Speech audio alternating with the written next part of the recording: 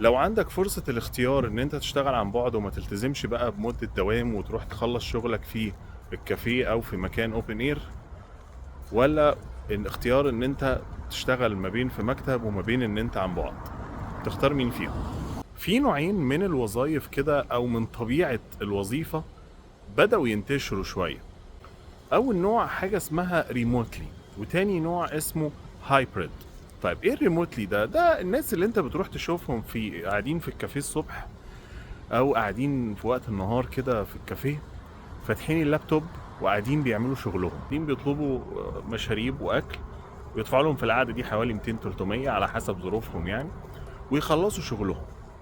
ده معناه ان هو بيشتغل عن بعد يعني حاجه كده شبيهه من الفريلانسر يعني. النوع التاني بقى اللي هو الهايبريد، او اللي هو بيبقى ميكس ما بين ان هو بيروح دوام وبيقعد وبيلتزم بان هو موجود في المكتب بساعات عمل معينه، وكمان في نفس الوقت يقدر ان هو يشتغل عن بعد ويروح يقعد في الكافيه ويطلب الطلبات برضو اللي هو نفسه فيها ويشرب الكافي بتاعه ويشتغل.